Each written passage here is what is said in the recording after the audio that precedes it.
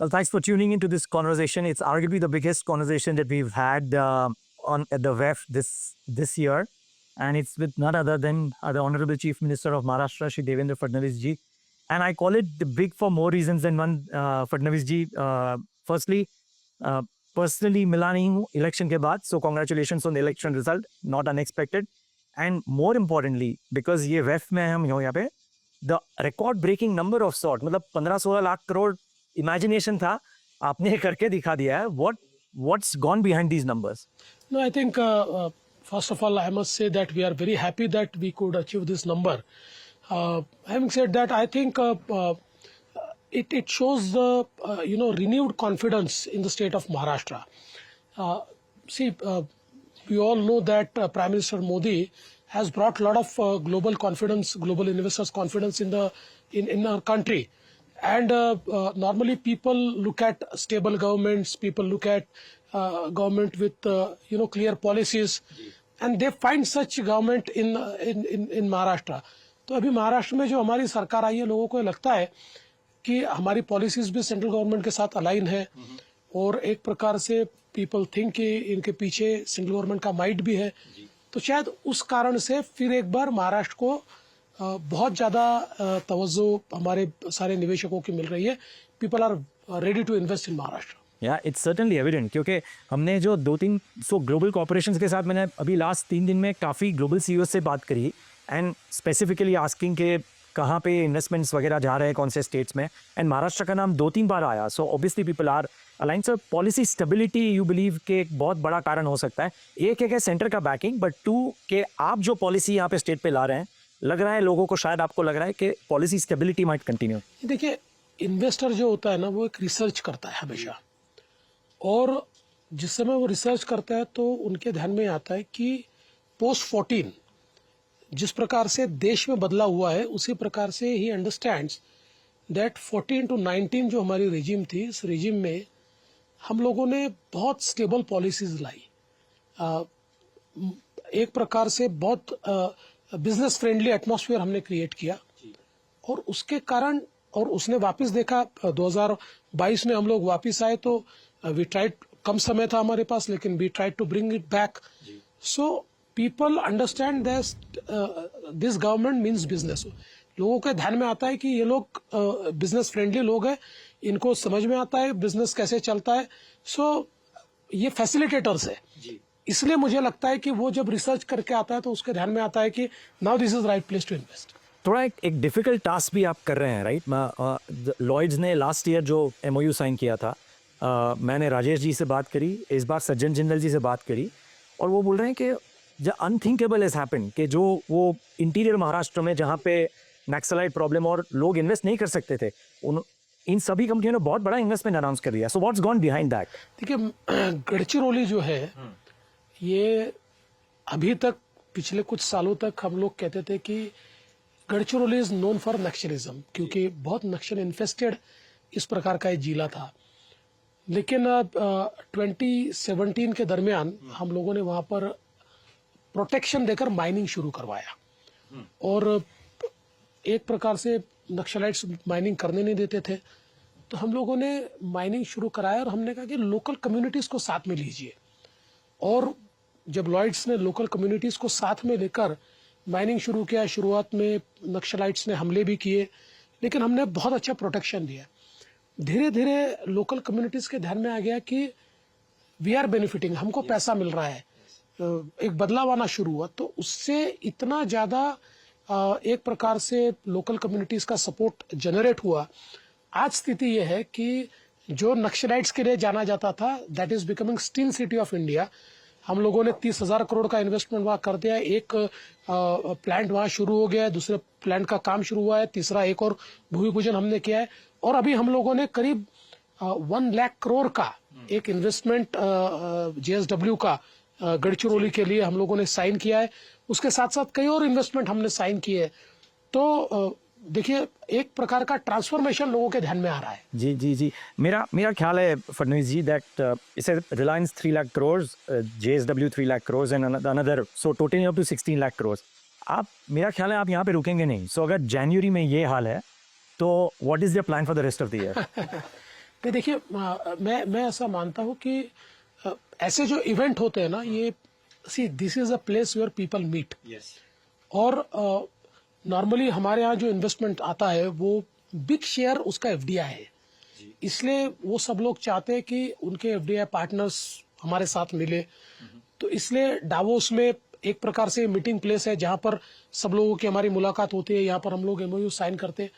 बाकी हम लोगों का तो साल भर ये चलते ही रहता है, इन्वेस्टर्स को अट्रैक्ट करते रहते हैं, इन्वेस्टर्स के साथ हम लोग कनेक्ट होते रहते हैं। और हम लोगों ने एक मैग्नेटिक महाराष्ट्र हमारी एक समिट शुरू की थी जो कोविड के बाद हम लोग नहीं ले पाए, लेकिन will again start our magnetic Maharashtra summit. तो वो एक ऐसी समिट होगी जिसमें हम ग्लोबली सारे इन्वेस्टर्स को फिर वापस बुलाएंगे, उनके सामने महाराष्ट्र का जो एक प्रकार से की ताकत है उसको शोकेस करेंगे और उनका इन्वेस्टमेंट देंगे। ओके, अब जस्ट वन क्वेश्चन कि कई बार देखा जाएगा कि MOUs are great, not all MOUs get translated and that's not for Maharashtra alone, across the states, right? आपका कॉन्फिडेंस लेवल क्या है, not just for this 16 lakh crores etcetera, but overall? So let me tell you कि अगर देश भर में आप MoUs के कन्वर्शन का रेशियो देखिए तो इट इज जस्ट 35%।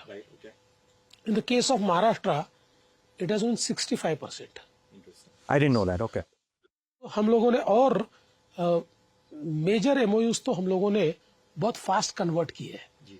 तो नॉर्मली हम लोग for the sake of MOU नहीं करते, हम लोग actually we sit with them, we talk with them.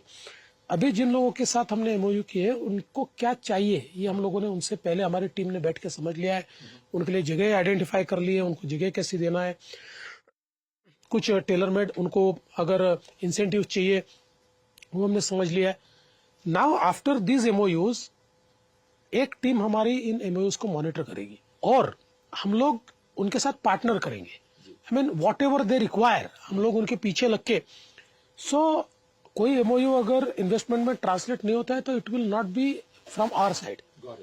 Investor के साइड से कभी कोई प्रॉब्लम आ जाता है तो अलग बात है, अदरवाइज हमारी साइड से हम सारी चीजें करेंगे। Correct. So last 2-3 questions. One is, ये आपकी $1 trillion इकोनॉमी की जो एम्बिशन है, one is a number, one is a way to reach it, and what industries and what sectors participate, इस पे एनी डिटेल्स और एनी थॉट्स? जो 1 trillion economy की ओर जाना है तो हम लोगों ने जो एक इकोनॉमिक एडवाइजरी काउंसिल तैयार की थी उसने mister N Chandrasekaran was the chairman और 20 बेस्ट सीईओज उसमें थे कटिंग अक्रॉस द सेक्टर्स, और उन्होंने एक हमारे प्लान चार्ट आउट किया है how to go towards 1 trillion economy, हमारी जर्नी कैसे होगी। आज हम जिस प्रकार से विकसित हो रहे हैं, हम 2032 में 1 ट्रिलियन वैसे भी हो जाएंगे, लेकिन बाय बिजनेस यूजुअल हमको नहीं होना है। वी वांट टू मतलब एक्सीलरेट इट। हम 2028 में 29 में 30 में $1 ट्रिलियन इकोनॉमी होना चाहते हैं। उस दृष्टि से हम लोगों ने ऐसे एरियाज चुने हुए हैं ज्योग्राफिकली भी और सेक्टर वाइज भी, कि जहां पर हम लोग अगर निवेश लाएंगे तो हमको एक मल्टीप्लायर इफेक्ट उसका मिलेगा। और विशेष रूप से now you can see that Maharashtra has become a startup capital. हम लोग अभी जो स्टार्टअप इंडिया का रिसेंट रिपोर्ट आया उसमें in terms of number and in terms of investment both Maharashtra has become number 1। We are number 1 in unicorns. So एक प्रकार से चाहे वो स्टार्टअप्स हो, चाहे वो टेक स्टार्टअप्स हो, चाहे डिफेंस स्टार्टअप्स हो, या साथ साथ टेक्नोलॉजी रिलेटेड जितने अलग अलग प्रकार के निवेश है, इसको भी हम लोग एक्सेलरेट करना चाहते हैं। क्योंकि मैं हमेशा ऐसा कहता हूँ कि हम जब छोटे थे तो हम लोग कहते थे कि अरे भाई तू अमीर हो गया, टाटा बिरला बन गया क्या, एक उस समय का वो था जो शायद आज कोई कहेगा अरे तू अंबानी बन गया, अडानी बन गया, मतलब। बट ये लोगों ने ग्रो करने के लिए एक बहुत बड़ा काल, एक मेहनत करके सारी कंपनीज खड़ी हुई है। लेकिन we are in such times कि जहां कल का एक लड़का एक स्टार्टअप शुरू करता है, 3 साल में वो स्टार्टअप यूनिकॉर्न हो जाता है। सो ये जो स्केल है इसको हम कैच करना चाहते हैं। That is our way towards $1 trillion economy. Okay, well, wishing you all the best for that. I have one last question, and that is, आपकी राय and आप क्या कर रहे हैं as a state of Maharashtra for attracting and upskilling people on AI, because Davos में तो that is the buzzword aside of the Trump presidency. So what is it that AI पे आपके क्या? मैं ऐसा मानता हूँ कि आज जरूरी भी है, क्योंकि हम लोग we cannot shy away from the technology. देखिए technology I always say is like a horse, you have to ride on it. आप अगर एआई को एम्ब्रेस नहीं करोगे दुनिया तो करने वाली है. तो इसलिए we have to be future ready. हम लोगों ने ये तय किया है कि हम महाराष्ट्र में एक इनोवेशन सिटी तैयार करेंगे. नियर मुंबई करीब हम लोग एक 100 हेक्टर में एक इनोवेशन सिटी तैयार करेंगे. ये इनोवेशन सिटी हर टाइप की इनोवेशन को होस्ट करेगी.